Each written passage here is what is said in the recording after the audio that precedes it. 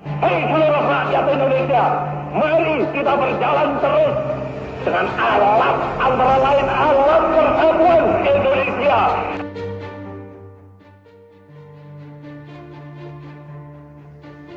Om Swastiastu.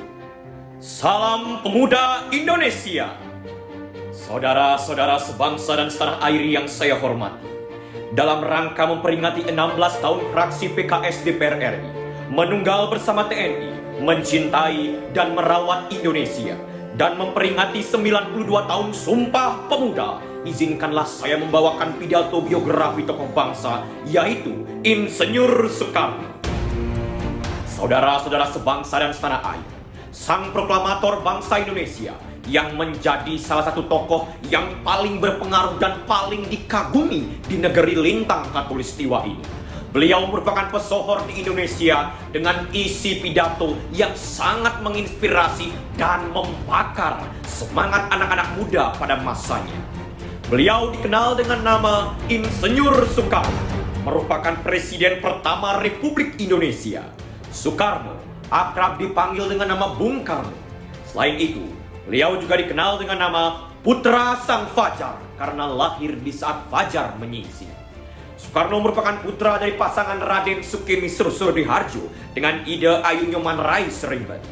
Soekarno lahir di Surabaya pada tanggal 6 Juni 1901 dan meninggal di Jakarta pada tanggal 21 Juni 1970. Pada awalnya, Soekarno diberi nama Kusno Sosrodihardjo karena pada masa kecil beliau sering mengalami sakit sehingga namanya diganti menjadi Soekarno. Saudara-saudara sekalian, Soekarno melanjutkan sekolah dasarnya di Surabaya. Selama berada di Surabaya, beliau tinggal di kediaman Haji Omar Said Cokrominato yang merupakan kawan baik dari ayahnya. Soekarno tamat pada tahun 1915. Kemudian beliau melanjutkan sekolahnya di HBS, yaitu Hoggery Burger School, dan lulus pada Juli 1921. Setelah itu, beliau kemudian melanjutkan pendidikannya di THS, yaitu Teknisi Hoge School di Bandung. Di THS, beliau mengambil jurusan teknik sipil. Soekarno lulus dari THS pada tanggal 25 Mei 1926 dan mendapatkan gelarnya sebagai seorang insinyur. Setelah lulus, beliau kemudian mendirikan Biro Insinyur bersama dengan Insinyur Anwar. Selama berada di Bandung, Soekarno sangat aktif dalam berbagai organisasi-organisasi politik. Beliau juga mendirikan Perserikatan Nasional Indonesia pada tanggal 4 Juli 1927. Dalam buku Di Bawah Bendera Revolusi Jilid 1, Soekarno pernah mengatakan, "Kaum imperialis, perhatikan, apabila dalam waktu yang tidak lama lagi perang Pasifik menggeledah dan menyambar-nyambar membelah angkasa.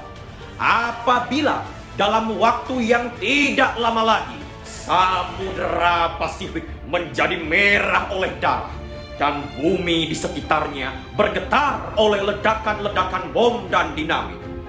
Di saat itulah rakyat Indonesia akan melepaskan dirinya dari belenggu penjajahan dan menjadi bangsa yang merdeka." Setelah berpidato, pada malam hari Soekarno kemudian ditangkap dan ditahan di Mergangsan, Yogyakarta, kemudian dipindahkan ke penjara Banjiwi. Di tahun 1930, Soekarno di hadapan pengadilan kolonial menyampaikan pidato pembelaannya yang dikenal dengan Indonesia Menggugat. Kemudian beliau divonis 4 tahun penjara dan dijebloskan ke penjara Sukamiskin. Tahun 1931, Soekarno dibebaskan dari penjara Sukamiskin dengan syarat tidak boleh melakukan kegiatan politik lagi. Namun, beliau tetap teguh untuk melanjutkan kegiatan politiknya demi memperjuangkan kemerdekaan bangsanya. Tahun 1932, Soekarno kemudian bergabung dalam Partai Indonesia Partindo untuk melanjutkan kegiatan politiknya. Hingga pada tanggal 14 Januari 1934, Soekarno dibuang ke Pulau Ende Flores tanpa diadili karena membangkang terhadap pemerintah kolonial. Hingga di tahun 1942, menjadi awal yang bersejarah bagi Soekarno. Beliau akhirnya kembali ke Pulau Jawa setelah Belanda menyerah kepada Jepang di Kalijati, Subang.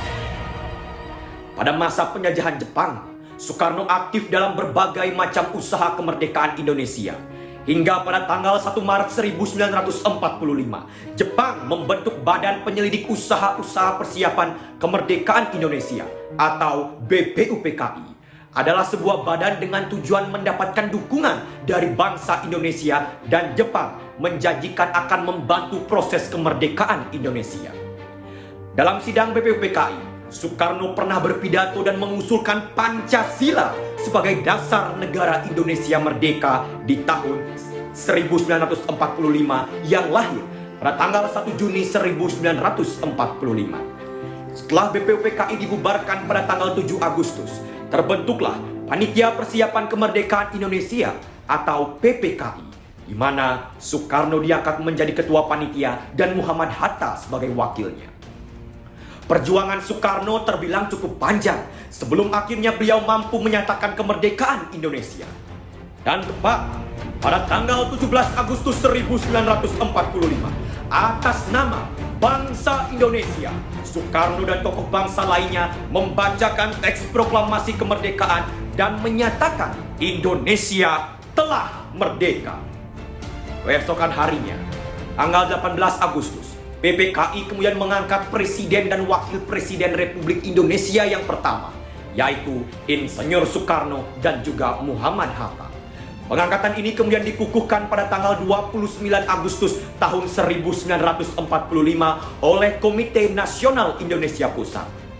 Baru sebentar menjadi presiden, Soekarno di tanggal 19 September 1945 telah mampu menyelesaikan permasalahan tanpa ada pertumpahan darah di lapangan Ikada, di mana ada sekitar 200.000 lebih rakyat Jakarta yang ingin bentrok kepada pasukan Jepang. Kiprah Bung Karno tidak berhenti di negara Indonesia saja. Beliau tercatat pernah berusaha menghimpun bangsa-bangsa untuk membuat gerakan non-blok.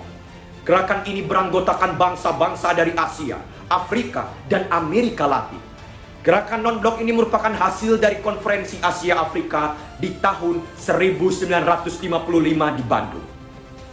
Tahun 1960, Soekarno berpidato di depan sidang umum Perserikatan Bangsa-Bangsa dengan judul To Build the World Anew, membangun dunia baru, yang berisi tawanan tentang gagasan perumusan nilai-nilai Pancasila dalam piagam PBB.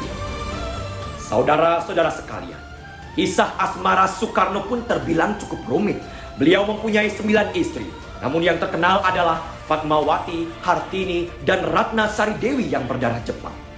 Di tahun 1967, Soekarno menyerahkan kekuasaannya sebagai Presiden Republik Indonesia karena terjadinya gejolak politik. Gejolak politik ini disebabkan oleh pemberontakan G30 SPKI yang menewaskan 7 jenderal yang dikenal dengan pahlawan revolusi dan menewaskan banyak sekali perwira TNI. Kemudian tahta kepresidenan digantikan oleh Soeharto.